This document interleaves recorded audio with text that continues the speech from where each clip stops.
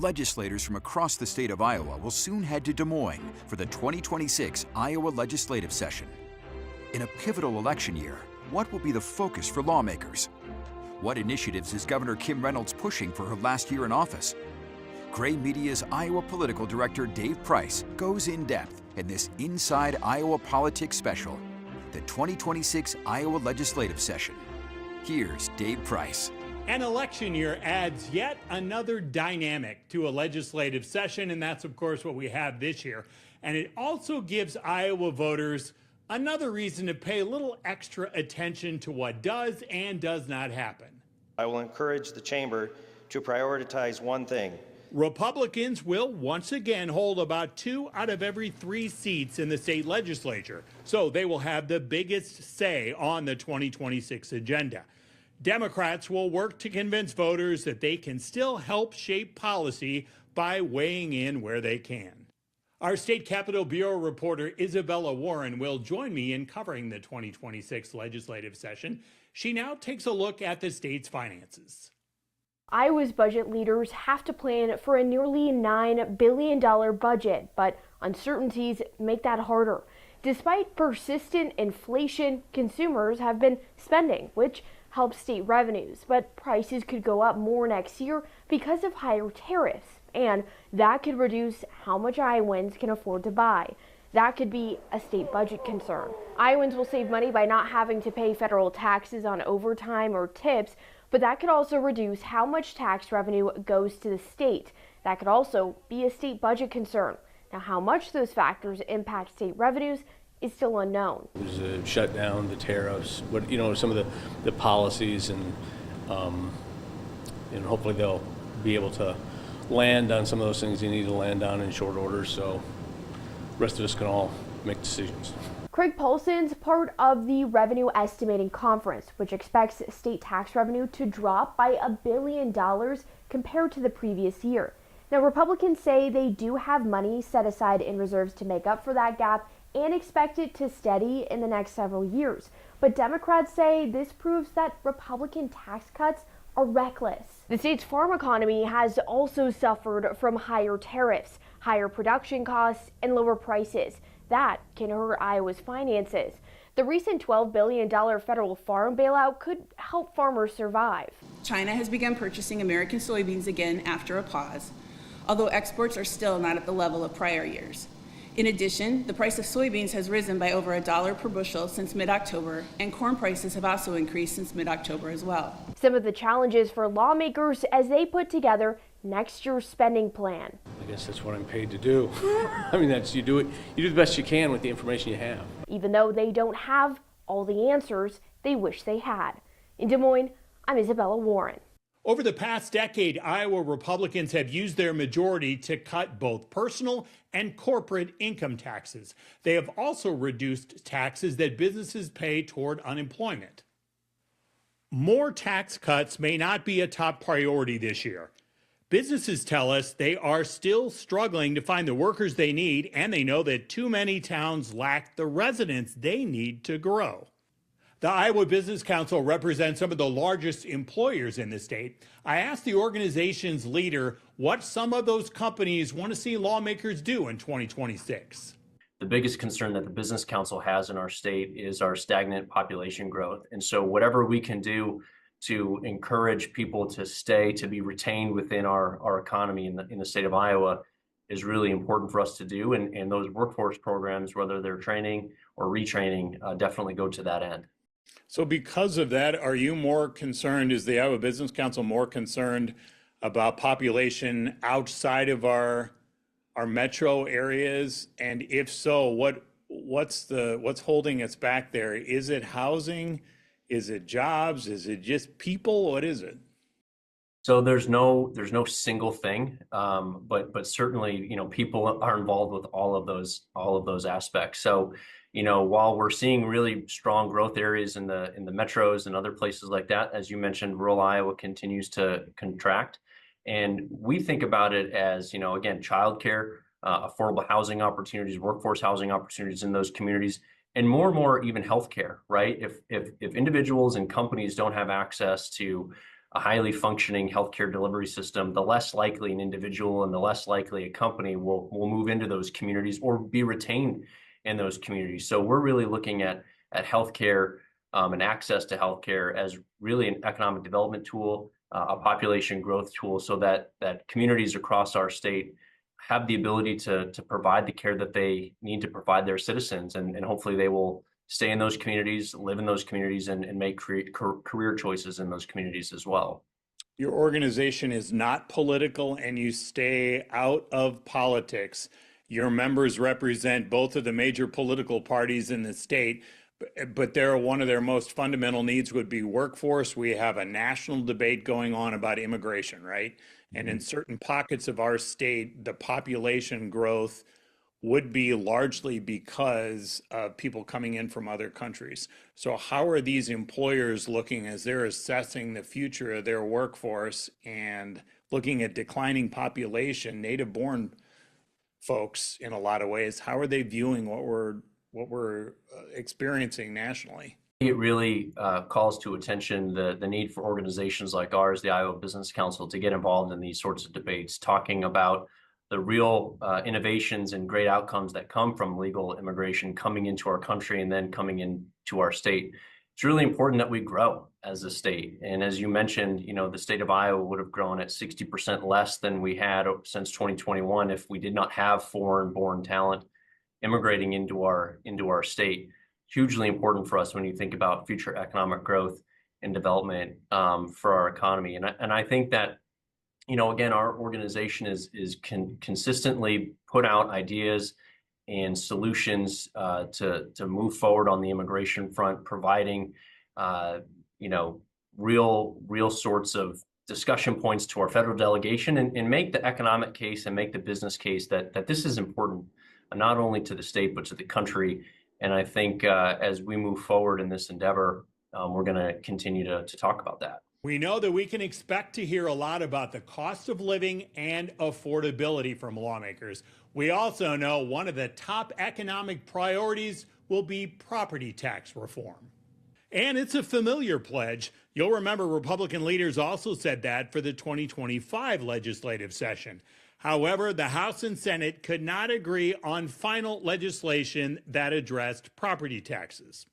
I asked on Facebook or Meta or whatever it's called these days, how much you were concerned about your property taxes. There were some like Terry Gearhart, who's quite ticked off about his property taxes.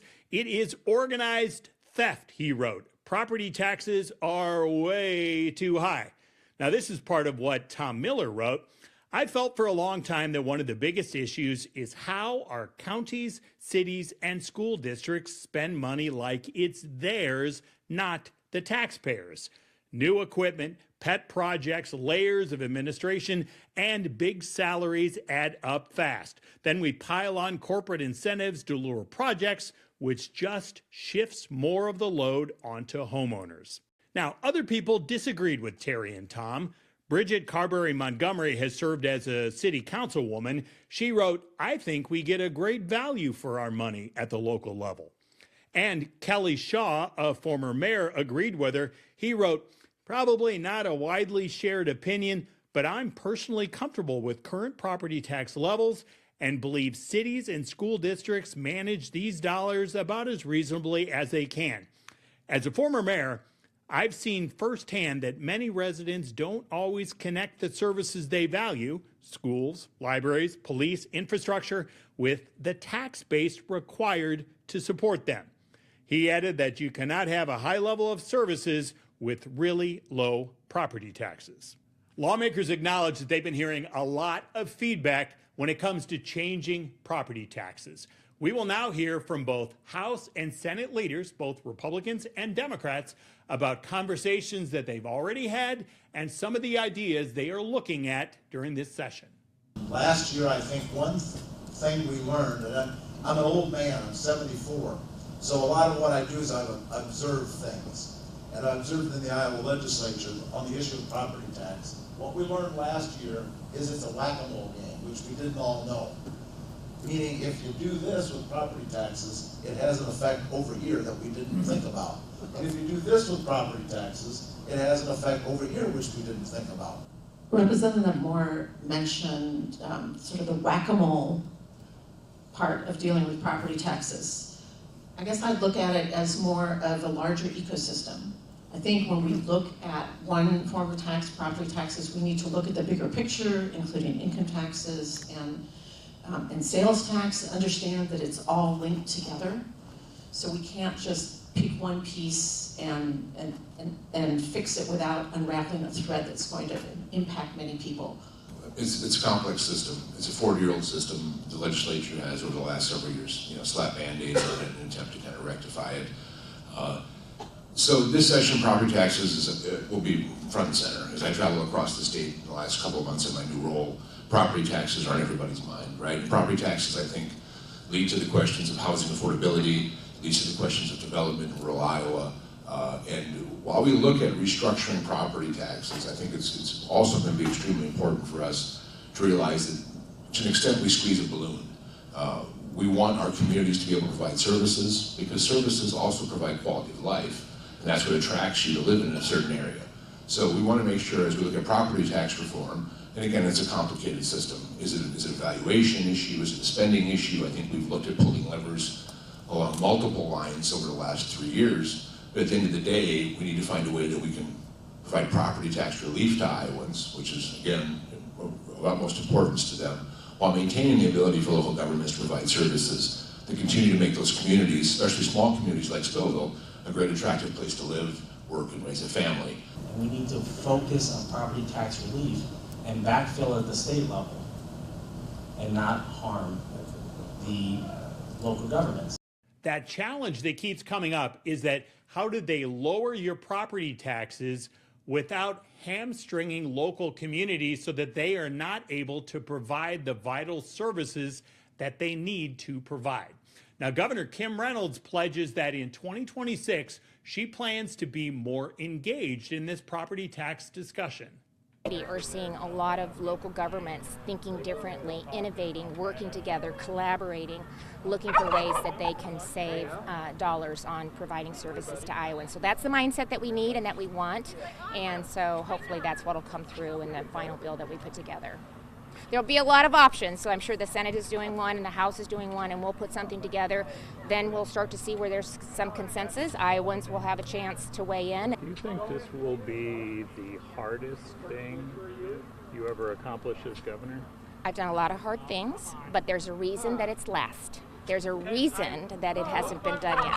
That concept of regionalization is something that we're hearing more about. So instead of having every town provide each of the services, you might have the county do it for some of the smaller communities in that county, or perhaps one city does it for some others, or maybe some of them team up together. Coming up on this Inside Iowa Politics legislative session preview, another major challenge for lawmakers. What, if anything, will they do in this argument between a pipeline company that could bring new opportunities for rural communities and the property owners who do not want a pipeline tunneled through their land? Agriculture, politics, business, and landowners' rights. They have all collided into one still unresolved issue that'll once again emerge in an Iowa legislative session. Summit Carbon Solutions is an Ames-based company. It wants to connect renewable energy plants and take the carbon dioxide emissions, transport them through an underground tunnel through the state of Iowa and 4 other states. The Iowa Utilities Commission already gave the company authority to use eminent domain when it cannot get voluntary agreements with landowners. Some landowners have protested about this at the Iowa State House for the last few years. They do not believe a private company should be able to force its for-profit pipeline through their land if they don't want it. This past session, that led to one of the most unusual situations we have seen in the State House for quite some time. House Republicans passed some restrictions on the use of eminent domain, but Senate Republican leadership would not allow a vote on that bill. That is until some Senate Republicans rebelled against their own party leadership, teamed up with Democrats, and got a bill passed. But Governor Kim Reynolds vetoed that bill, which angered some of her fellow Republicans. So that sets up this political environment on the issue in 2026. And for an incoming member, she now gets to see what, if anything, will happen on this matter this year. In my district, there's not a lot of land that is impacted by it, but statewide it is a tremendous issue. And if we give in to that, then that opens up a Pandora's box of government control and takeover. So I'll definitely be standing up against the CO2 pipeline. Are you ready for that debate? That thing was messy, that was heated, that was contentious, controversial, all kinds of stuff over the last couple of years. What's that going to be like to step into that? You know, I honestly, I don't know, but I know it goes against our Constitution, and I support our Constitution. Now, supporters of the pipeline say that there are some benefits here. This could keep the carbon emissions out of the air. It could provide extra income for the landowners for allowing the pipeline to come through their property, and it could provide some new opportunities for farmers. Many farmers are dealing with a host of challenges right now. Low prices, higher costs, uncertainty about what President Trump's higher tariffs will do with their exports. We asked 2 Iowa farmers about how they are feeling following the recent $12 billion federal bailout. What we know is it's not enough to make farmers whole again for all the damage that's been done. Our farmers would much rather gain their paycheck from a fair marketplace as from a relief package. And it'll help lenders have an ease of mind knowing that, hey, these farmers, we know what they're doing out there, and we're grateful that, DC is listening and is going to help them out, help weather this storm. We know that the current struggles in the farming community and the agricultural manufacturing sector are stressing the state's overall economy. We also know that many Iowa families are struggling to afford their groceries right now. State Capitol Bureau reporter Isabella Warren looks at what's happening in Iowa's food system now. Marlene Forsberg lived much of the year on the edge. When she temporarily lost her federal food assistance, she had no choice but to head to a food pantry. It just actually hit me right now because I had enough, it's just me. So I had enough to get me through, and I literally just ran out of food today. 1 in 8 Iowans is considered food insecure, showing that food costs are too much for a lot of people. Yeah, I'm just grateful to have this here because I was starting to get really nervous. Some lawmakers want to improve Iowa's food system, but how can they connect the Iowans growing the healthy food with the families who are struggling to afford it? Lawmakers could expand 2 current programs. Healthy Kids Iowa is the state's alternative to the federal summer EBT program, giving parents a box of food every month during summer break. Choose Iowa connects schools and daycares with local farms to provide fresh food. Democratic State Senator Mike Zimmer questions whether Republicans would find the money for those. From a finance standpoint, there's not going to be adding anything to anything. We're going to be clawing to hang on to what minimally we have right now. One Republican did propose teaching students about healthier eating. So that's a bill I'm going to run this year to hopefully have people understand more about their food, where it comes from, and then to be able to buy our local foods and know how to fix it. The search for ways to help more Iowans better afford healthy foods while deciding how much taxpayer dollars lawmakers should commit to doing it. In Des Moines, I'm Isabella Warren. Legislators will have to decide whether to allocate more money to help farmers and to help feed families, but they also know a change is coming when it comes to SNAP, the Federal Supplemental Nutrition Assistance Program, and it will mean more costs to the state. SNAP is split 50-50 between the state and federal governments on the administrative costs. Benefits are fully paid for by the federal government. The administrative costs are changing to a 75-25 split.